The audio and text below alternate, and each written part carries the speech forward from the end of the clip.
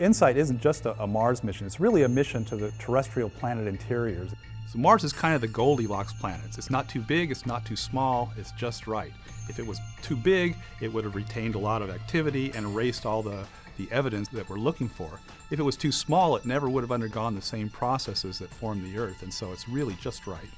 Mars will give us this insight into early planet formation and early planetary processes. Understanding the details of the structure of the interior of Mars will allow us to address questions of planetary formation that we've only been able to guess at before. We are missing cold, hard data, and this is what this mission will provide.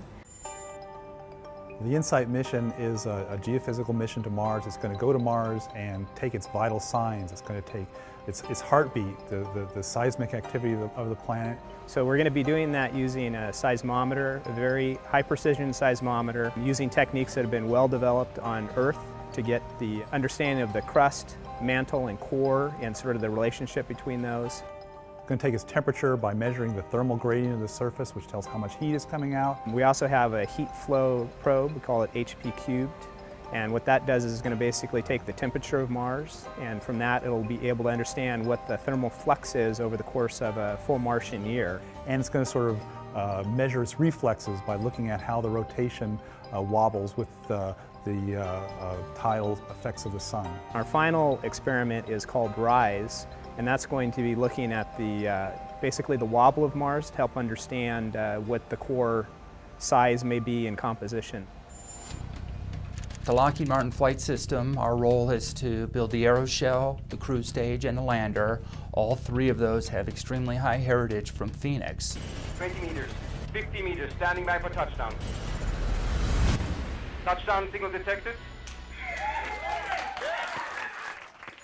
It's an advantage for us to use heritage designs because we're familiar with them, we've tested them, we've qualified them, they worked successfully on the surface of Mars. We have a really big head start. A lot of things have come together to make it possible to learn a great deal about the interior of Mars from a seismometer.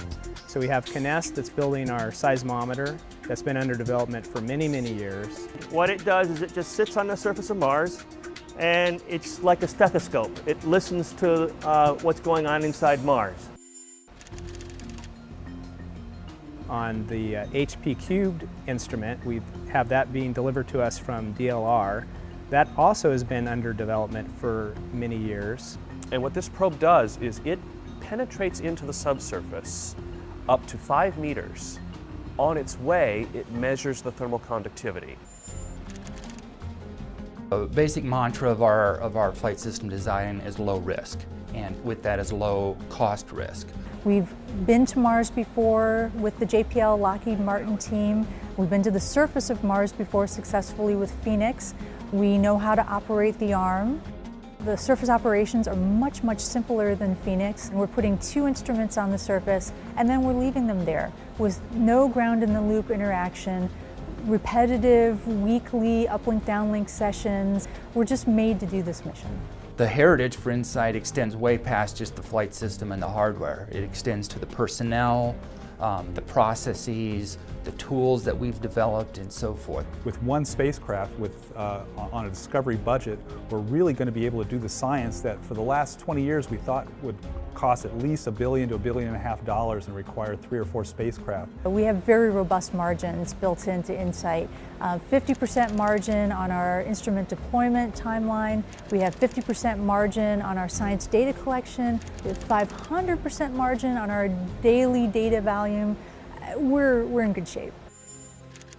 Well, I think this mission is going to generate a lot of excitement. We're already connecting to the public through Twitter, Facebook, and on the web. We're going to be working with educators to put Marsquake data in the hands of the kids to actually work with it as part of their earth science curriculum and get an angle on planetary science at the same time. We've got the right expertise and knowledge to run this mission. We're going to be ready for launch in 2016. Within 6 months, we'll be landing on the planet and immediately bringing back our science. It's going to be a great mission.